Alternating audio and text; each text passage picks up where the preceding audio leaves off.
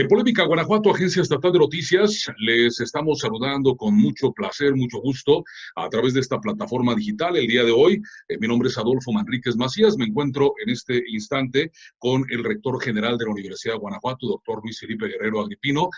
Doctor, ¿cómo está? Gusto en saludarle. Bienvenido a Polémica Guanajuato. Muchas gracias, Adolfo. Un saludo a usted y a su auditorio. Muchas gracias por el espacio. Muy amable. No, doctor, pues muchísimas gracias también. Sabemos generalmente de toda su ocupación y bueno, manejar una universidad con prácticamente 50,000 personas, estudiantes, una matrícula muy grande, pues sí es de darnos un espacio en su agenda. Doctor, pues antes que todo, quisiera preguntarle algo muy obligado, el asunto de la pandemia. Vamos a platicar de varios temas. La pandemia hoy en día, ¿cómo le ha ido? De manera personal y más que todo de manera laboral como rector general de esta máxima casa de estudios de Guanajuato, doctor. Bien, indudablemente considero que debemos reconocer que, que este fenómeno a la mayoría de las personas, casi podríamos hablar de manera generalizada de las personas y de las instituciones, pues nos encontró de manera desaprevenida. No teníamos la prevención en torno a esta situación que estamos viviendo. Yo debo serle sincero, cuando comenzó la pandemia en marzo, en febrero, pues, pero ya cuando comenzó a hacer más noticia y que comenzamos a tener un poco más de atención en el fenómeno, yo llegué a considerar que esto iba a ser algo similar a la influenza. Y cuando vino esta primera suspensión de actividades presenciales, yo pensé que lo que iba a suceder es que íbamos a hacer actividades virtuales, luego las vacaciones de Semana Santa y la de Pascua, y que luego íbamos a regresar. Yo estaba plenamente convencido, según yo, de eso. Y creo que la mayoría de las personas y de las instituciones, tan es así que se pensaba en el retorno después de las vacaciones de Semana de Pascua. No fue así, obviamente. Y fue cuando comenzamos a plantear que prevalecía la incertidumbre, la cual sigue prevaleciendo. Entonces creo que lo que hemos hecho, como planteamos al inicio de esta pandemia, un concepto que para mí pues es fundamental en estos tiempos y que es la adaptabilidad. Creo que ante la falta de previsión, ante la falta de elementos que para anticiparnos al fenómeno que no tuvimos, lo que debe ahora permear es la adaptabilidad a las circunstancias nuevas. Y ahora sí, creo que ya en estos meses hemos aprendido. Ahora sí, en estos meses algo nos ha dejado esta experiencia y tenemos que tomar nota, tenemos que responsabilizarnos para ver cómo ha evolucionado y cómo podemos de alguna manera hacer un esfuerzo para anticiparnos y para irnos adaptando.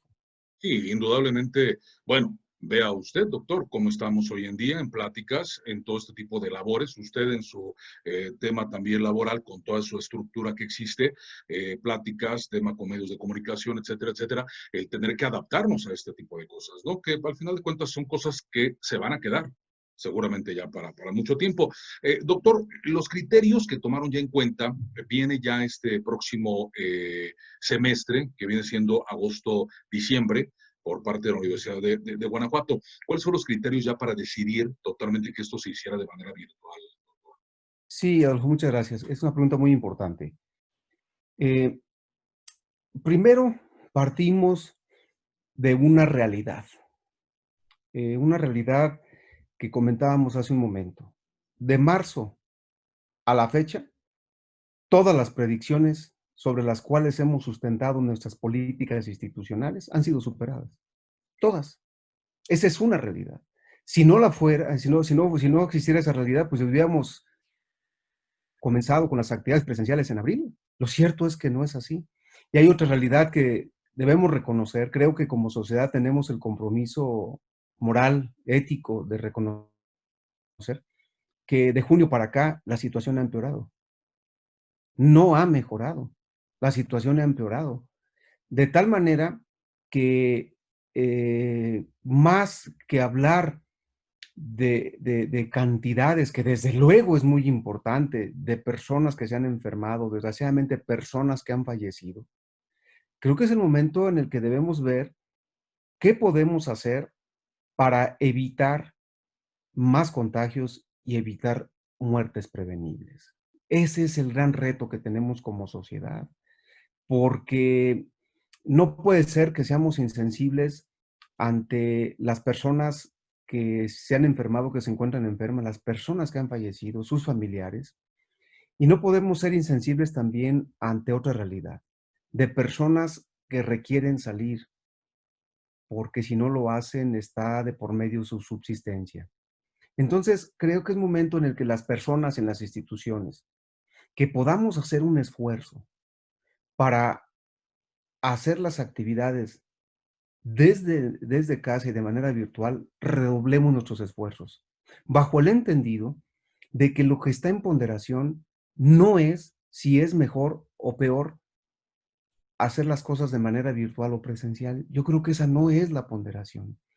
La ponderación es cómo le hacemos para anteponer la vida y la salud de las personas, de nosotros como comunidad universitaria, de nuestras familias y de la sociedad toda.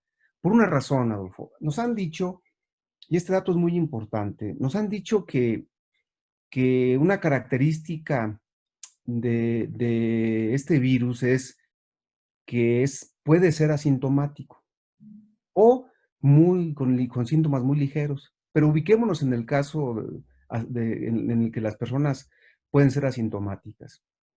Bueno, pues eso representa un enorme riesgo, porque el hecho de ser asintomático no excluye la transmisión. Entonces, al transmitir el virus a otras personas que pueden estar en un estado que se pueden encontrar, perdón, en un estado de vulnerabilidad importante, estamos hablando de vidas. Estamos hablando de vidas de personas. Y en ese sentido, las instituciones, en este caso nosotros como Universidad de Guanajuato, por supuesto que estamos obligadas a hacer un gran esfuerzo para mantener las condiciones adecuadas, higiénicas, en torno a la presencialidad. Tenemos que hacer un esfuerzo. No es fácil, pero lo tenemos que hacer. El punto está en que 50,000 personas en movimiento, ¿cuánto tiempo estamos en el espacio universitario y cuánto tiempo estamos en movimiento? Piénsese, por ejemplo, en la ciudad de Guanajuato. En la ciudad de Guanajuato estamos hablando, nada más por población estudiantil, nada más, aproximadamente 14,000 personas. 14,000 personas. Esas 14,000 personas en movimiento, ¿qué puede representar? ¿Qué puede representar? Un enorme riesgo donde está en juego, reitero, la salud y la vida de las personas. Por supuesto que no dejamos de lado la economía. Claro que no. Por eso la cuestión es hacer un esfuerzo para posibilitar que aquellas personas que tengan que salir, porque es su forma, su subsistencia, pues nosotros nos resguardemos para brindar esa posibilidad. Reitero, es un ejercicio, es un análisis de ponderación. Si uno cuenta con vida y con salud, puede tener otras cosas. No al revés. Podemos tener otras cosas, pero si no hay salud y no hay vida, pues entonces creo que no tiene mucho sentido esto. Es Sí, sí. cuestión de priorizar. Y otro elemento, Adolfo. Nosotros queremos regresar. Yo casi me atrevo a decir que soy portavoz de la comunidad universitaria y decir que queremos regresar. Queremos actividades presenciales. Queremos, y si se me permite a título individual, quiero la actividad presencial. La universidad se vive, se goza, se disfruta más desde la presencialidad. Hay que decirlo así, con esas palabras, así de claro. Sin embargo, ante esta situación tenemos que hacer un enorme sacrificio. Ahora bien, es muy importante puntualizar la política institucional. Nuestra política institucional es, partamos por los antecedentes que ya hemos vivido en estos últimos meses, partamos del presupuesto de que todo el semestre será virtual, salvo que las condiciones lo permitan, entonces retornamos. No al revés. poner una fecha que sería al tanteo, Ujú. sin ningún sustento. Yo he consultado con el señor secretario de Salud del Estado de Guanajuato. A propósito, un paréntesis, mi respeto y mi felicitación por la gran labor que están realizando. Una extraordinaria labor. Y el señor secretario me dice, como siempre lo ha hecho, de manera muy honesta, muy abierta, me dicen, es que yo no le puedo dar una fecha, doctor. Si no, no podemos dar una fecha, sería irresponsable. Entonces, si la autoridad de salud no nos puede plantear una fecha, ¿y nosotros de dónde la vamos a sacar? Entonces vamos a decir, no podemos regresar de manera presencial el 15 de agosto, pero sí el 30. ¿Y como de dónde sacamos eso? Bueno, entonces a mediados de septiembre. ¿Y de dónde sacamos ese dato? Mejor lo que hacemos es al revés. Hagámoslo virtual y en cuanto podamos regresar, retornamos y aplicamos los protocolos para la presencialidad de manera gradual. Es que creo que desde la incertidumbre, esto nos puede proporcionar un mayor margen de certeza. Porque, por ejemplo, hay comunidad estudiantil que vive en una ciudad y estudia en otra. Entonces, tienen incluso que buscar habitación, tienen que hacer esa gestión, tienen que realizar ciertas actividades para buscar. Entonces, si no tenemos una aproximación, ¿cómo podemos dar fechas? Esa es la política institucional. Sí es importante plantearla con toda claridad. No es que existe la posibilidad de que no todo el semestre sea virtual. Sí, claro que existe. Y eso queremos, eso quisiéramos. Pero lo que no podemos hacer es referir una fecha si no tenemos elementos para ello. Sí, indudablemente. Doctor Luis Felipe Guerrero Agripino, usted como rector general de la Universidad de Guanajuato, también tuvo que hacer un tipo de reingeniería sobre este tema, o sea, porque todo cambia. Y además, posteriormente, volver, cuando ya regresemos a la normalidad, a la nueva normalidad, regresar a hacer otra vez la reingeniería, ¿no? Porque todo se desajusta para poder ajustarlo a esta modalidad. ¿Cuáles fueron los criterios que hicieron? Sí, bueno, creo que en esto hay que reconocer avances y muchos pendientes. Y aquí sí creo que hemos realizado algunas acciones en la Universidad de Guanajuato que nos han ayudado mucho en estos momentos y que las hemos hecho no a propósito de la pandemia, sino desde antes. Por ejemplo, la reducción de trámites. Por ejemplo, la realización de la inscripción desde diferentes centros de costo. O sea, se puede pagar la inscripción en cualquier OXXO, en varias dependencias, en cualquier lugar en el que se encuentre el estudiante. Eso ya es una gran ventaja. Hemos insistido y seguiré insistiendo en la reducción de trámites. Por ejemplo, hay un principio y si un estudiante le pide un requisito de esta manera, por favor, que nos lo hagan saber, porque no debe ser así. Si nosotros en la institución tenemos un documento, la regla es, no hay que pedirlo al estudiante si ya lo tenemos nosotros. Esa es la regla. Y cualquier otra indicación la desautorizo. Así de claro lo digo. Si el estudiante ya tiene un documento, no tenemos por qué pedírselo. No ni mucho menos por qué cobrarle por retirarle y luego por ingresarlo. Eso no. Entonces, ese es un avance que llevamos. Por ejemplo, las titulaciones. Había existido una reducción muy importante en las titulaciones. De manera que ahora, para que un estudiante pueda titularse, lo único que tiene que hacer de manera presencial es llevar las fotografías. Nada más. Incluyendo el examen recepcional. Lo puede hacer de manera virtual. Todo. Entonces, estos han sido algunos avances, pero viene una parte muy importante, Adolfo, que hay que reconocer. A ver, estábamos preparados, y hay que decirlo así de claro. En la institución estábamos preparados para la educación de manera virtual, hay que decirlo, teníamos avances, pero decir que estábamos totalmente preparados, la respuesta es no. La respuesta es no. ¿Por qué? Pues porque tenemos las plataformas, tenemos repositorios institucionales, una biblioteca virtual, cursos en línea que ahí están a disposición. Esa parte nos tiene tranquilos, creo que sí. Pero hay otros elementos que no. ¿Cuáles? En orden de prioridad los pongo. Uno muy importante es que no toda la comunidad estudiantil tienen los dispositivos que se requieren para la educación virtual. Hay que decirlo así de claro. No podemos negarlo. Ocultarlo, disfrazarlo, no nos viene bien. La otra, no tenemos una conectividad suficiente. No digo en la universidad, porque estoy hablando de manera general. ¿Y en cuántas ocasiones no nos pasa? Que uno tiene el dispositivo, pues sí, pero no hay señal. ¿Cómo le hacemos? Es como tener un coche, pero no tener carretera.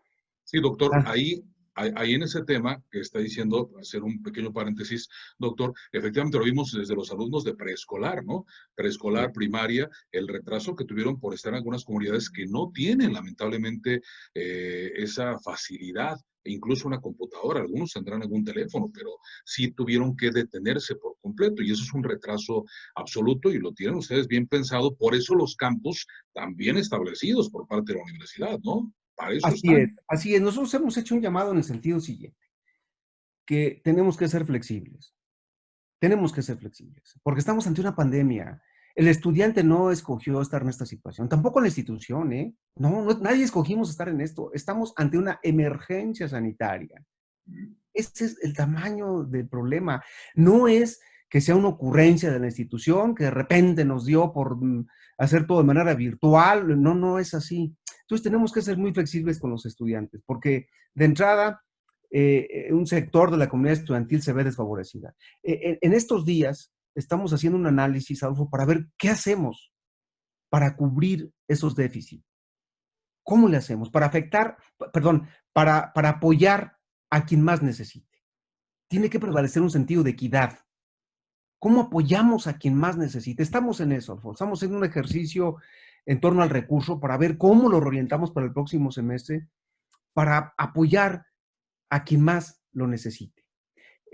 Un gran reto que tenemos en la Universidad de Guanajuato, y creo que toda la educación, es evitar la deserción.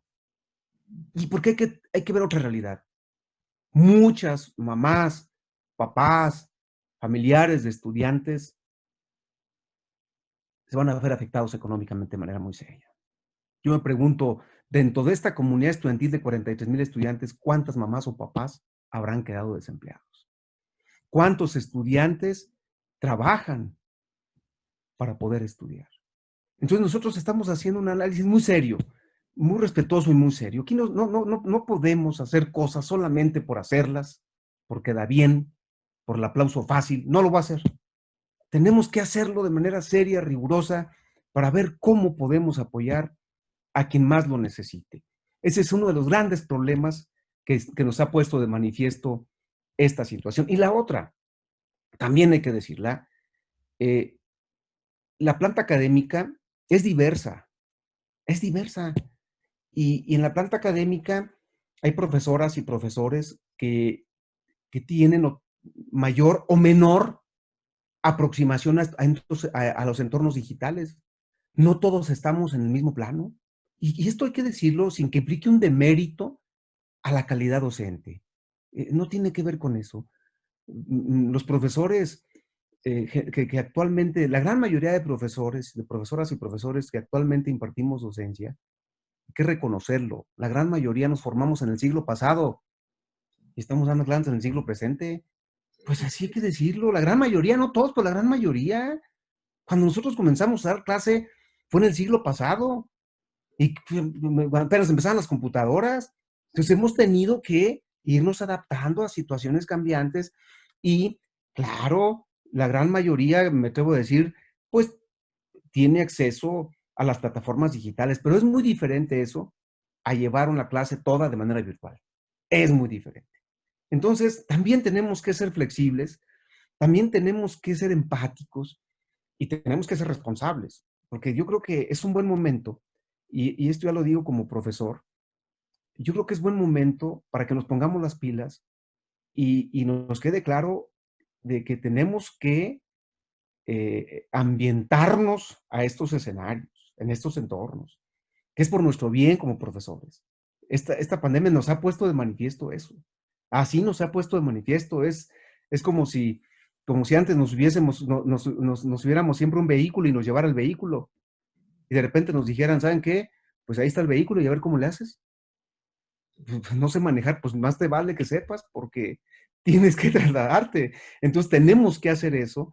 Es un momento propicio para que los profesores nos adentremos a estos entornos que no tiene que ver solamente, es muy importante también decirlo, no tiene que ver solamente con el dominio de las plataformas tecnológicas, es mucho más que eso.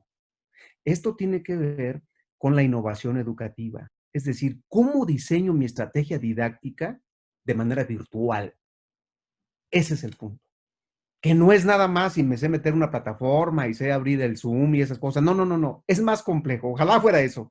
Es mucho más complejo. Los profesores siempre tenemos que estar pensando, ¿cómo puedo transmitir el conocimiento para que el estudiante se apropie de ese conocimiento, lo haga suyo, le agregue algo de él y lo ayude, lo acompañemos en su formación integral? Ese es el reto que tenemos los profesores. ¿Cómo hacerlo? Con lo que tengamos. Con lo que tengamos. Y si estas, y si se nos pone ahora este reto, es el reto que tenemos que asumir. Nosotros el próximo semestre, el 20 de julio, iniciaremos concursos. Hay que reforzar la capacitación a profesores, estudiantes y personal administrativo para estos entornos, pensando en que ojalá pronto podamos regresar y que digamos, bueno, ya me sirvió, pero ahora regresamos. Mucho se dice que hay prácticas, Adolfo, que van a llegar para quedarse. Yo creo que sí. Yo creo que sí va a haber prácticas que van a llegar para quedarse y creo que esto nos lleva a valorar dos cosas. Uno, la importancia de, eh, de los entornos virtuales para diferentes procesos, por supuesto, para la educación. Hay que valorarlo. Creo que eso es muy importante. Pero también nos ayuda a valorar la presencialidad. También nos ayuda. Nadie sabe lo que tiene hasta que lo ve perdido. Y cuántas veces uno ahora, yo lo digo, yo añoro la presencialidad. Pues, ¿cómo no? Yo quisiera llegar al patio de estudio. Soy uno de los pocos rectores del país, privilegiado, en el que la oficina de la rectoría está a 1 metro de un aula. Sí, sí, claro. Aquí no hay una torre de rectoría donde uno llegue y los estudiantes están en otro lugar. No, no, yo llego y está un aula a 1 metro de mi oficina. Hasta mi oficina se escucha el murmullo diario ahí de los estudiantes. Yo extraño eso, yo quiero eso. Entonces, creo que son las dos cosas. Nos ayuda, nos hace pensar en torno a qué importante es aprovechar los medios virtuales, qué importante es tener la sensibilidad de quienes no lo tienen, ser empáticos y actuar en consecuencia, y nos ayuda a apreciar la presencialidad, por supuesto. Doctor, hablando justamente de ese tema, del escenario virtual, respecto a los exámenes de admisión, algo bien importante, ¿cuáles acciones van a tomar? ¿Cómo los van a llevar a cabo? Creo que es una pregunta que deben de tener todos los estudiantes, los que van a iniciar, ¿no? Así es, Adolfo. Justo en unos instantes tengo reunión con las rectores de los campus y el director del colegio a nivel medio superior para definir. ¿Por qué? Pues porque también las circunstancias se nos ponen difíciles en torno a ello. También estamos hablando de una gran movilidad. También, por ejemplo, en medicina, imagínese usted más de 2,300 estudiantes en León. Sí, no, no. Entonces, yo he pedido a cada campus y al colegio de nivel medio que hagan un análisis programa por programa, y que en la medida de lo posible, ojalá podamos prescindir de la presencialidad. Reitero, porque estamos hablando de una emergencia sanitaria, de una emergencia sanitaria. Es algo totalmente atípico, algo que jamás se nos hubiera imaginado, pero tenemos que privilegiar la vida y la salud de las personas. El lunes daremos a conocer cómo serán los exámenes de admisión, pero reitero, si anticipo, la tendencia es que vayamos hacia exámenes no presenciales. Ojalá se pueda hacer en la mayoría de los programas, si se pueden todos en todos, todavía no puedo yo anticipar porque justo mis compañeras y mis compañeros me darán una exposición al rato para plantearme cómo ven cada programa. Y también aquí siendo muy respetuosos, hay que decirlo también con esa claridad, el rector general de la universidad no impone los exámenes de admisión, ni cualquier examen. Y qué bueno, esta es una universidad democrática, así debe ser. Yo no decido cómo se hacen los exámenes. Imagínense qué universidad sería esa. Esta es una decisión que queda en cada división, en cada escuela de nivel medio superior. Lo que sí es plantear una política institucional de privilegiar la vida y la salud. Eso sí. Entonces, el lunes tendremos ya una toma de postura. Muy bien, por ahí nos estaremos enterando de ese tema y obviamente estaremos difundiéndolo. Estar al frente de esta universidad, como dice, más casi 50,000 personas, es un momento sumamente complejo, doctor. Eh, es un reto muy grande para todos, para toda la universidad, pero usted, básicamente usted, eh, es un reto en su trayectoria y además, bueno, qué es lo que le deja, qué enseñanzas le deja esto a usted en la trayectoria de rector general de esta máxima casa de estudios en... Sí, Adolfo, mire, hay una situación que, que la quiero comentar. Yo estoy en mi segundo periodo, usted lo sabe, Ah, para la su segundo Rectoría periodo. General. Cuando participé para el segundo periodo, hay que generar un proyecto. Hay que generar un proyecto y presentarlo al Consejo General, a la Junta Directiva, etcétera, etcétera. Bien, lo que quiero destacar es lo siguiente. En el proyecto había 3 ejes. Ahí está, incluso está a la vista, está en la página del proyecto. Ahí está, y no, para que no estoy mintiendo. El proyecto tenía 3 ejes. Uno tenía que ver con el desarrollo académico y con todo lo que ello implica. Otro tenía que ver con una gestión sustentable y todo lo que ello implica. Y había un tercer eje. Y en el proyecto lo digo y lo dije en las exposiciones del proyecto. El tercer eje se llama adaptabilidad a circunstancias desconocidas. Y yo dije, es que tenemos que estar preparados para algo que no sabemos. Algo. En un foro me dijeron, ¿a qué se está refiriendo con que tenemos que estar preparados para algo que no conocemos? Le dije, justo si lo conociéramos no sería planeación. Es que no lo conocemos, pero la sociedad está cambiando, está evolucionando, está moviendo, nos estamos moviendo muy rápido. Entonces, las instituciones como las personas tenemos que adaptarnos. Ese es el tercer eje, incluso dije, es el más importante. Si he sabido que estaba llamando esta situación, yo creo que mejor no había dicho nada, mejor no lo pongo, porque hasta parece que lo estaba previendo. Jamás me imaginé esta situación, jamás en mi vida, pero es lo que está sucediendo ahora. Entonces, ahora creo que este es un reto para las personas. No coincido, lo digo con todo respeto, no coincido con quien dice que esto ha traído beneficios y esto ha traído grandes oportunidades. Yo no coincido, con todo respeto. Una sola persona que haya fallecido, una sola persona que se haya enfermado a consecuencia de esto, no puede, por supuesto, que no puede desvalorarse en comparación con una oportunidad, de ninguna manera. Cualquier ventaja, oportunidad que haya traído esta pandemia no vale nada en comparación con la salud y la vida de una persona. Entonces, no, yo no coincido con eso. Lo que sí es que es insoslayable, pues, de que nos hemos tenido que mover a escenarios no conocidos y que aquí las personas y las instituciones, o sea, se pone a prueba la capacidad de resistencia, de disciplina, de paciencia de las personas y de las instituciones. Yo en lo particular, por supuesto que he tenido que adaptarme, me he tenido que disciplinar más, no he salido de casa, eh, rara vez viene un colaborador o colaboradora a casa, muy, pues, que sea muy necesario traerme algo para firma, cosas así, muy necesarias, sino pues que trabajar con lo que tenemos que adaptarnos y hacer que las cosas sucedan en las circunstancias actuales. Ese es un enorme reto. Doctor, lo que dice, en este caso, viene una pandemia prácticamente cuando va arrancando su segundo periodo como rector de la Universidad de Guanajuato. Mucha diferencia del primer año de su primer ejercicio, ¿no? ¿Cómo ha cambiado todo, independientemente de esta pandemia? Sí, sí, estamos hablando de que hay una disrupción en términos generales, movimientos, cambios, transformaciones sociales de manera muy, muy importante, y quienes tenemos la obligación de representar instituciones tenemos que ser sensibles a ello. Ese es el reto que tenemos y esa es la responsabilidad que tenemos, las personas que representamos. Cuando uno representa una institución, debe estar consciente de que pues hay que hacer que prevalezca el interés colectivo, el bien común, que no es fácil. Hay que tomar decisiones.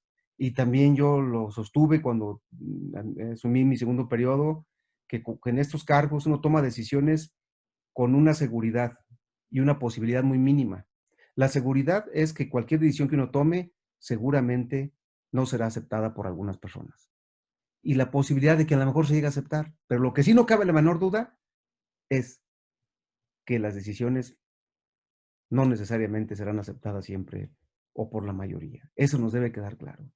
Y aquí lo importante es ver cómo tiene uno que tomar las decisiones siempre anteponiendo el interés institucional. Reitero, más allá del aplauso fácil o más allá de que uno tenga el apoyo o no, porque lo importante es ver cómo desde la rectoría se ve, desde estas decisiones, desde esta posición se ve cómo van evolucionando las cosas y cómo hay que tomar las decisiones. Es difícil, es muy, muy difícil, es muy difícil. Sin embargo, pues es nuestra obligación, es nuestra responsabilidad. Y es ahí donde se pone de manifiesto la responsabilidad institucional. Sin duda dudas.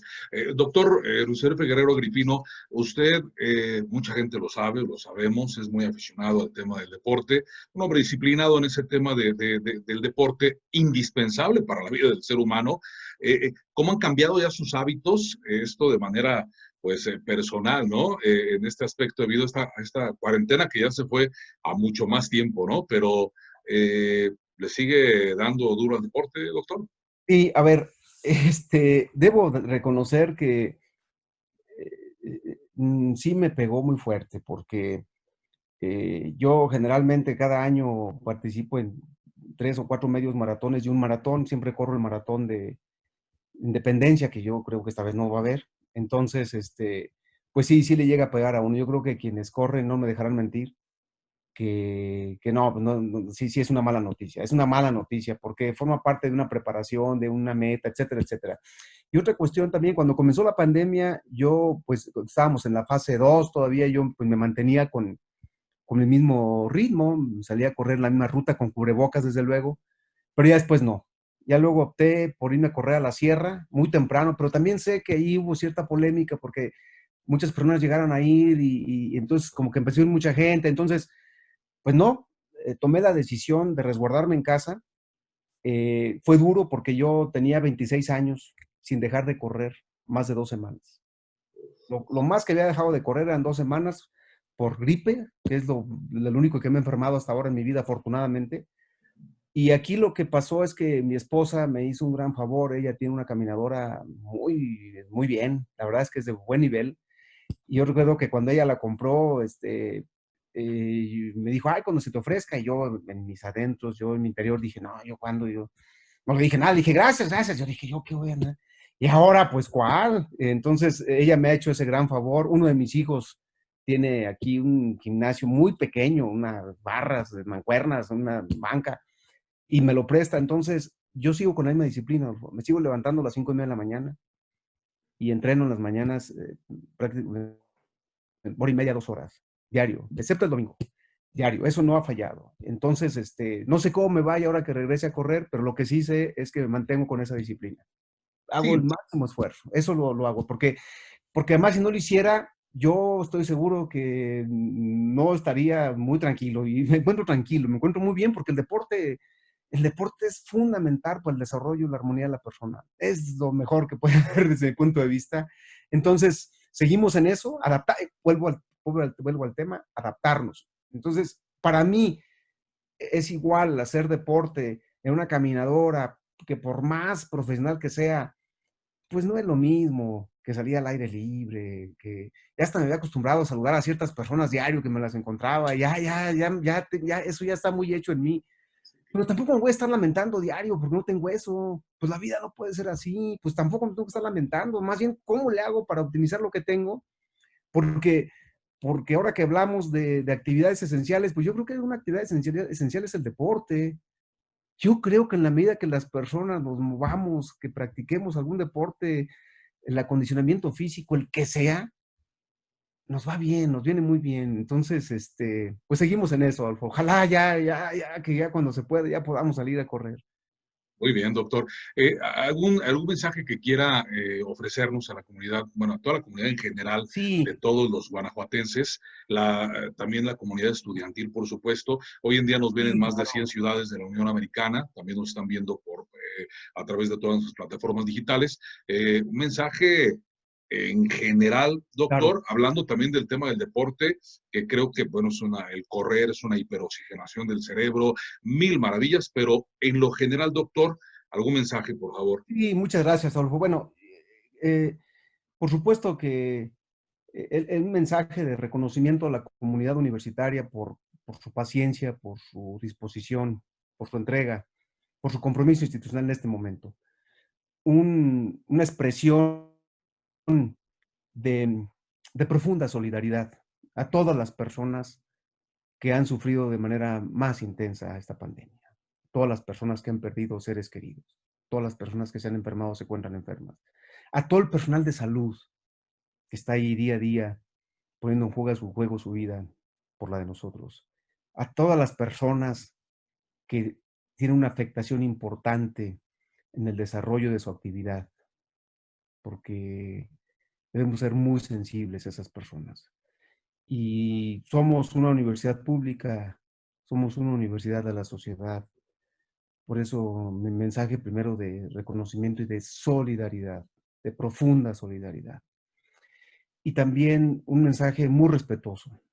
Yo estoy convencido de que así como esta pandemia se va transmitiendo, yo creo que tenemos el compromiso histórico, ético, social, ciudadano, de transmitir las buenas prácticas, de transmitir nuestro compromiso como personas en la sociedad, en la medida, en la medida de nuestras posibilidades, en la medida que nos esforcemos para cumplir con eso que ya sabemos, con eso que nos dicen las autoridades de salud, usar el cubrebocas, si no tenemos que salir, no salir, si salimos, guardar la distancia entre persona y persona, no hacer reuniones masivas de ninguna manera. Si hacemos eso, creo que estaremos dando un gran paso, porque estoy convencido que la forma más eficiente que puede haber es esa. Si no, no habrá sistema de salud, no habrá sistema de salud que aguante.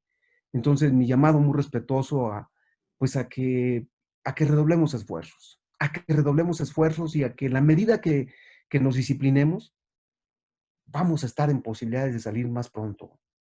En la medida que nos disciplinemos y en la medida que podamos transmitir esta sinergia, este compromiso humano y social, creo que podremos contribuir a salir de esta situación, Adolfo. Un saludo a toda la comunidad universitaria y a toda la sociedad, a todos a quienes nos ven. Y a usted, muchísimas gracias por este espacio, Adolfo. No, y a toda la gente, a toda la comunidad estudiantil. Yo realmente me he adentrado mucho a través de mi trabajo como periodista, como comunicador, a la labor de la Universidad de Guanajuato. Realmente interminables cosas, actividades, cosas que están haciendo bastante bien. Me queda más que claro. Doctor, muchísimas gracias y espero que tengamos constantes pláticas, que ya es a veces también más fácil de esta manera que nos Muchísimas demos. gracias. Así es, estoy a sus órdenes. Un saludo, estoy a su amable auditorio, Adolfo. Muchísimas gracias. Muchas gracias, doctor Un Luis abrazo. Felipe Guerrero Agripino, rector general de la máxima casa de estudios de la Universidad de Guanajuato, aquí en el estado de Guanajuato, para esta plataforma digital. Muchísimas gracias, que la pasen bien.